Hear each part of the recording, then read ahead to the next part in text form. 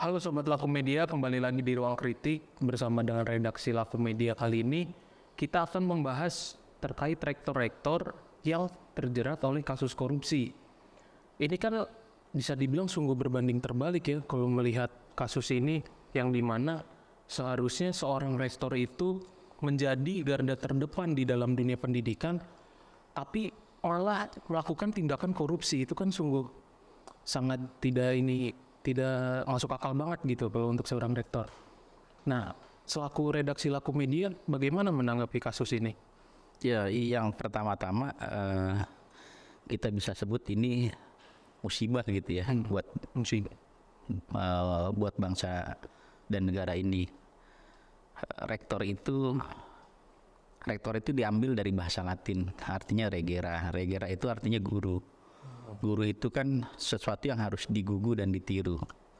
Tetapi perilaku rektor hari ini bukan semua rektor gitu ya, tapi ada perilaku beberapa rektor gitu yang menyimpang, oknum rektor ini yang menyimpang dari kepribadiannya gitu ya. Rektor itu yang harusnya ditiru gitu selaku pimpinan tertinggi dalam sebuah institusi pendidikan. Kalau menurut undang-undang Cisdiknas kita ini malah memperlakukan praktek-praktek atau perilaku yang sangat menyimpang gitu ya, nggak layak gitu ya. Setidaknya ada beberapa rektor ya, seperti Profesor Karomani di Unila waktu itu, dia juga terjerat kasus korupsi. Ada lagi Profesor Dr. Ahmad Mujahidin dari Universitas Negeri Sultan Syarif Kasim Riau. Kemudian ada Profesor Saidul Rahman dari Universitas Islam Winsu kalau nggak salah ya, kasus pembangunan kampus terpadu. Kemudian ada Inyoman Gede Antara di Udayana yang kemarin tertangkap karena akibat mengambil uang sumbangan ya, penerimaan mahasiswa baru. Nah, ini juga kan beberapa kasus gitu ya. Dulu pernah ada juga kasus pembangunan rumah sakit ya di UNER, yang akhirnya rektornya kembali gitu kan, kembali ya memakai rompi oren lah. Nah, ini sesuatu yang mengagetkan gitu ya, ketika dunia pendidikan kita menjadi penyumbang korupsi gitu ya, menjadi penyumbang korupsi di negeri ini. Ini yang nggak pernah terpikir sebelumnya gitu, ketika rektor gitu ya. Dulu sebelum ada rektor tuh di tahun 1950-an namanya presiden universitas. Cuman karena dulu Bung Karno nggak setuju dengan nama presiden universitas, karena presiden kan harus satu gitu ya. Iya. Maka berubahlah nama presiden universitas ini menjadi nama rektor. Nah, jadi sejarah rektor ini yang harusnya dia menjadi pengemban amanah dalam sistem pendidikan di perguruan tinggi gitu ya. Dia harus melakukan membenahi sistem pendidikan. Ternyata kok perilakunya tidak mendidik gitu ya. Pengembangan dan penelitian di kampus ternyata tidak dilakukan gitu, malah dia melakukan tindakan korupsi. Ini sangat berbahaya gitu buat kampus hari ini, ketika ada cendekiawan atau akademisinya terlibat korupsi. Ini mungkin salah satu faktor yang menyebabkan korupsi itu, mungkin gaya hidup gitu ya, gaya hidup para akademisi ini berbeda gitu dengan akademisi terdahulu. Kalau dulu mungkin kita nggak pernah dengar gitu ya, pasca reformasi aja kita dengar gitu ada rektor yang terlibat kasus korupsi, ditangkap karena korupsi. Rektor ini kan harus menjadi garda terdepan gitu ya di dunia pendidikan untuk menjaga moral di dalam dunia pendidikan. Ternyata rektor tidak melakukannya gitu, malah dia terlibat kasus-kasus gitu ya, kasus-kasus di perguruan tinggi. Bagaimana akhirnya kasihan gitu ya alma maternya atau orang-orang yang mengira rektor ini tidak pernah berbuat hal-hal yang tidak terpuji gitu. Ternyata dia melakukan perbuatan yang amat sangat tidak terpuji, yaitu tindakan koruptif. Ya ini sesuatu yang mungkin entah sistemnya yang membuat rektor itu kemudian berperilaku koruptif gitu ya. Padahal setiap jabatan presiden gitu kita mengadakan yang namanya seleksi rektor gitu ya. Ternyata seleksi rektor juga malah berdampak pada kasus korupsi, meningkatnya kasus korupsi. Ya jadi sistem fungsi gitu ya, fungsi rektor untuk menjalankan pendidikan nasional itu untuk mengembangkan kemampuan dan membentuk watak serta peradaban bangsa yang bermartabat dalam rangka mencerdaskan kehidupan berbangsa dan bernegara. Ini tidak dilakukan, malah dia sibuk dengan kehidupan yang hedon itu. Kalau kemarin kita bisa lihat ya ada beberapa rektor gitu ya sebelum ramai di media sosial kasus-kasus hedonisme pejabat gitu ya. Banyak rektor juga yang memamerkan harta-harta kekayaan juga gitu di media sosial. Betul. Nah sekarang ini kita tuh gimana ya, saya nggak bisa berkata-kata gitu ketika melihat atau mendengar gitu seorang profesor gitu kan dia melakukan tindakan korupsi gitu, apalagi sampai ada yang pernah ditangkap tangan kan, itu luar biasa gitu. Jadi secara moral dunia pendidikan itu harusnya mendidik moralitas seseorang gitu kan, ternyata gagal gitu karena korupsi itu udah kemana-mana gitu. Kalau sampai di sektor pendidikan itu terjadi sesuatu yang korupsi, bagaimana di sektor yang lainnya gitu. Kan tujuan pendidikan nasional ini kan dia tuh menjadi pondasi itu membangun kehidupan menjadi lebih baik melalui satu proses pembelajaran, pengetahuan, keterampilan dan kebiasaan. Kemudian individu itu dari satu generasi ke generasi lainnya menjadi lebih baik. Jadi tujuan pendidikan itu kan sebetulnya positif, tapi ketika rektor melakukan tindakan koruptif, yaitu menjadi sesuatu yang negatif gitu buat publik. Jadi kita sangat berharap gitu ini kejadian terakhir gitu ya. Nggak boleh ada lagi lah kejadian-kejadian rektor yang memakai baju oranye gitu, berwarna oranye. Ini sesuatu yang luar biasa. Mungkin ini seperti tsunami gitu ya untuk dunia pendidikan. Karena akademisi itu juga ikut mencerdaskan kehidupan berbangsa, itu kita bisa anggap menjadi gagal gitu ya. Ketika tuh ada rektor atau akademisi yang ditangkap tangan gitu. Ini sebuah kegagalan kita mencapai tujuan berbangsa dan bernegara tadi. Jadi saya menganggap rektor itu yang melakukan tindakan, oknum rektor yang melakukan tindakan korupsi tersebut, ya harusnya dicoret gitu, seluruh gelar akademiknya harus diambil alih gitu, dicopot atau dicabut lah, karena benar-benar perilaku yang tidak bermoral. Jadi ya seperti tsunami atau gempa lah buat kita dengarnya gitu, seorang pendidik melakukan tindakan di luar mendidik gitu ya, dan sama sekali tidak mendidik. Jadi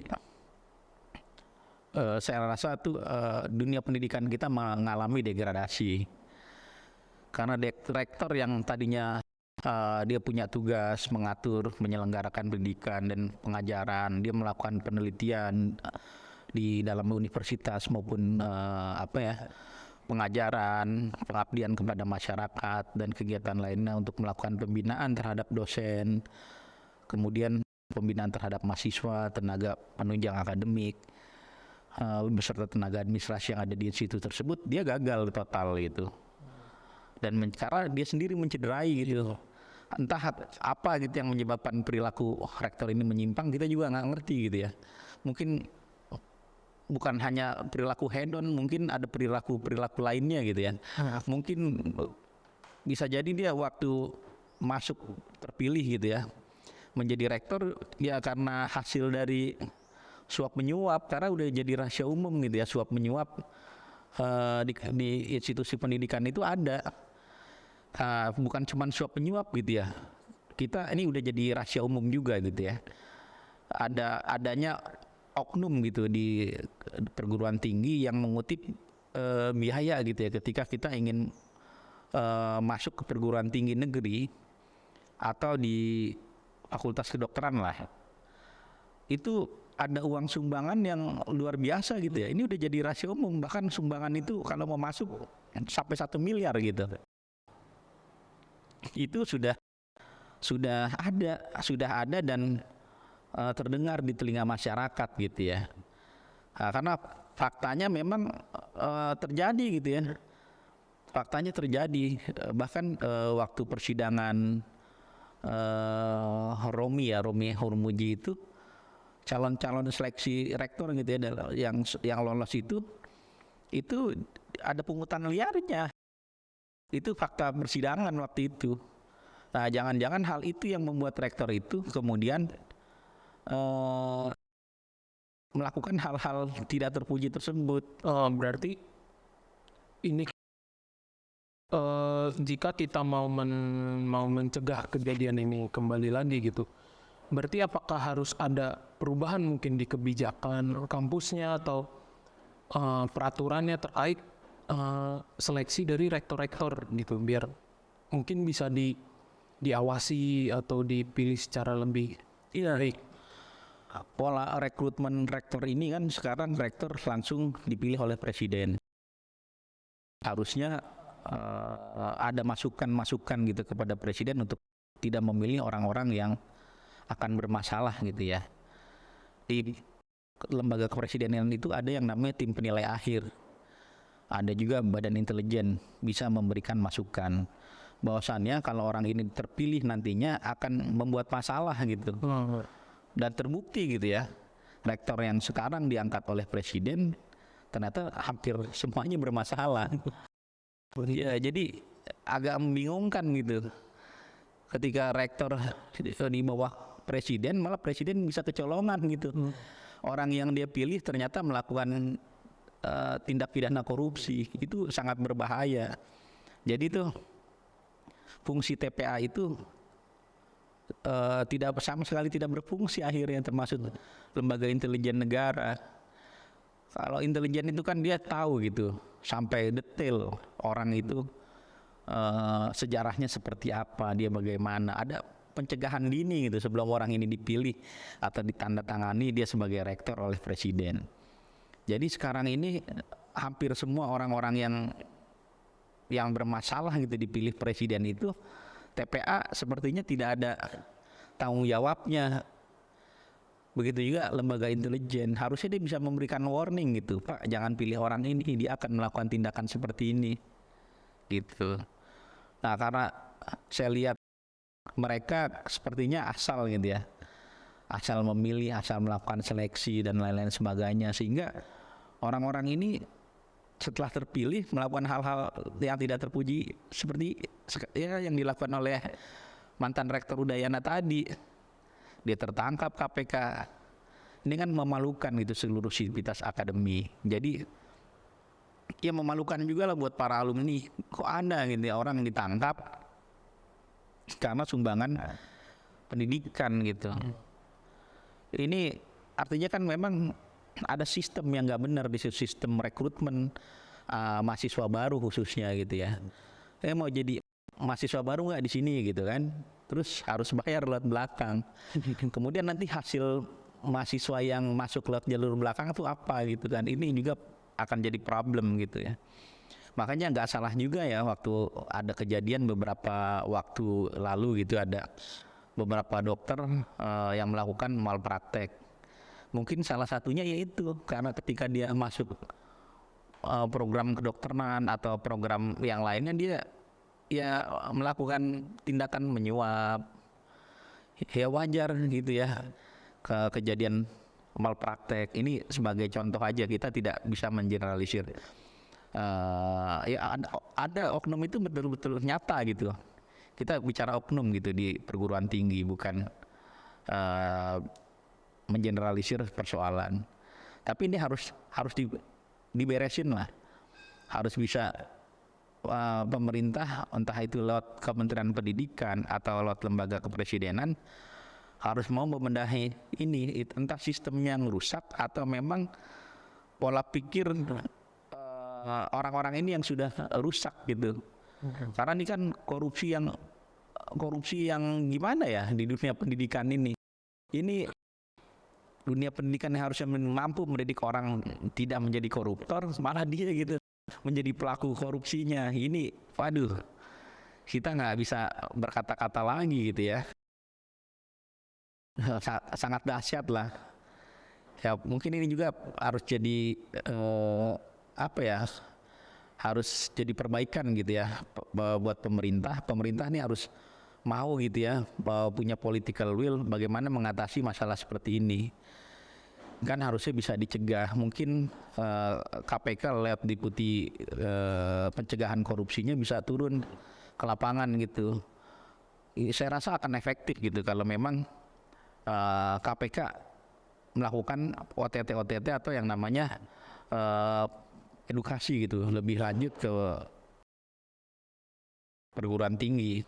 Oke, untuk menyimpulkan pembahasan kali ini berarti seorang presiden yang ingin memilih mungkin calon rektor untuk universitas itu bisa lebih mendengarkan mungkin saran-saran dari lembaga lainnya seperti yang disebutkan tadi Badan Oh iya, betul. Jadi ini seleksi rektor itu kan ada, kalau untuk perguruan tinggi negeri berbeda dengan perguruan tinggi agama Islam gitu. Dia ada di Kementerian Agama. Kalau perguruan tinggi ada di Kementerian Pendidikan Nasional. Kemudian mereka yang melakukan seleksi kemudian setelah selesai diajukan kepada presiden. Nah, seharusnya ketika nama-nama itu diajukan kepada presiden itu melakukan penelitian lebih dalam, lebih lanjut gitu terhadap orang-orang tersebut. penyelidikan. Iya, melakukan penyelidikan sebelum dia tanda tangani untuk menjadi rektor. Ya, presiden punya semua peralatan gitu ya, punya dan tidak terbatas peralatannya tersebut. Dia bisa gunakan yang namanya Badan Intelijen Negara untuk melakukan seleksi terhadap orang tersebut. Dia tahu riwayat orang-orang tersebut, rumahnya di mana, asal usulnya seperti apa dan bagaimana, dia tahu. Makanya itu mungkin ya saya melihat peran tim penilai akhir itu sama sekali tidak berperan gitu, tidak punya fungsi, sehingga kita lagi-lagi kecolongan. Kan agak aneh gitu ya, yang harusnya sudah harusnya kita punya pendidik yang baik, pendidik yang tidak melakukan korupsi, ternyata mereka melakukan korupsi bukan hanya di perguruan tinggi negeri tapi di perguruan tinggi agama Islam juga sama gitu, ada juga yang melakukan kegiatan korupsi. Jadi itu ini udah sangat, korupsi ini udah sangat masif sekali gitu ya. Dulu kita pernah dengar yang namanya korupsi Al-Quran. Bayangkan korupsi pengadaan Al-Quran. Tuhan aja mereka bohongin gitu Tuhan ditipu sama mereka. Jadi itu kita melihat kondisi ini sudah tidak baik-baik. Kondisi ini memang sudah sangat buruk, jadi harus diperbaiki gitu ya. Entah itu sistemnya, entah itu pola berpikir atau cara rekrutmennya diperbaiki lagi. Karena saya nggak melihat gitu ya, kejadian-kejadian rektor yang ditangkap ini kan semua diusulkan oleh presiden. Masa sih presiden bisa terus-terusan kecolongan gitu, kecolongan dan sering gitu. Sejak 2016 ini kan sudah berapa rektor gitu yang tertangkap tangan dan menggunakan rompi oren. Nah, jadi nih lembaga kepresidenan ini harus lebih optimal lah ketika dia ingin memilih atau menjatuhkan pilihan kepada seseorang untuk menjadi rektor. Jadi manakala rektor ini karena dia dipilih presiden, artinya kan tamparan juga buat lembaga kepresidenan atau istana. Artinya kalau rektornya itu korup, melakukan tindakan korupsi, istana yang mengajukan, yang menandatangani ini juga punya peran gitu. Perannya apa ya? Dia melakukan pembiaran, akhirnya tidak ada pencegahan sama sekali. Nah ini yang jadi persoalan gitu, mendasar bagi bangsa ini saat ini. Ya intinya harus lebih cerdik lah ya dalam memilih. Oh iya, Sebelum dipilih bisa harus melakukan penyelidikan dan harus lebih cermat lah untuk memilihnya. ya betul, harus sangat cermat, harus betul-betul teliti. Kalau di zaman Orde Baru kan ada Laksus yang pelaksana khusus. Jadi itu siapapun yang akan menjabat jabatan-jabatan yang ditandatangani oleh presiden, itu Laksus melakukan penelitian gitu ke lapangan, ke bawah, mereka melakukan riset. Jadi yang jadi pun orang-orang yang punya kualitas dan tidak melakukan korupsi. Nah ini yang kita harapkan gitu. Ya semoga ke depannya presiden mau gitu ya melakukan riset sebelum dia menandatangani orang itu untuk menjadi pejabat rektor. Karena rektor itu kan salah satu pejabat publik lah, walaupun dia ada di universitas gitu. Ya jadi presiden tidak boleh lagi, atau istana ini tidak boleh lagi ditampar gitu ya oleh orang-orang yang dipilih oleh presiden sendiri gitu ya. Ini sudah sangat mengkhawatirkan. Jadi istana tuh apa ya, harus punya analisa yang betul-betul baik gitu, dan lebih teliti dan lebih cermat lagi gitu. Karena kasihan sivitas akademinya ketika melihat rektornya ditangkap, mereka semua sedih dan berduka gitu ya. Dan kita juga ya bukan hanya sivitas akademinya ya, bangsa ini jadi malu gitu ya. Kok kualitas pendidikan kita seperti itu, kualitas pendidik kita. Yang bukan hanya rektor gitu, kepala sekolah juga ada yang ditangkap karena kasus apa ya, pengadaan DAU, DAK dan lain-lain sebagainya gitu. Sangat banyak gitu kasus-kasus pendidik kita ini. Ini yang harus dirubah gitu, mindset pendidik dan mungkin regulasi gitu yang menyebabkan praktek-praktek korupsi itu terjadi. Kita hindari semua kebijakan yang akhirnya menuju kepada perilaku koruptif, dan juga berharap gitu rektor itu atau para pendidik itu tidak lagi melakukan perilaku dengan gaya hidup hedon. Itu harus dihentikan, karena itu mungkin salah satu faktor pemicu gitu ya, yang menjadi trigger orang itu melakukan tindakan korupsi. Saya rasa cukup sekian ya. Oke, Sobat Laku Media, terima kasih bagi yang sudah menonton. Jangan lupa di like, komen, share, dan subscribe channel YouTube Laku Media Nusantara. Sampai berjumpa di episode berikutnya dari Ruang Kritik.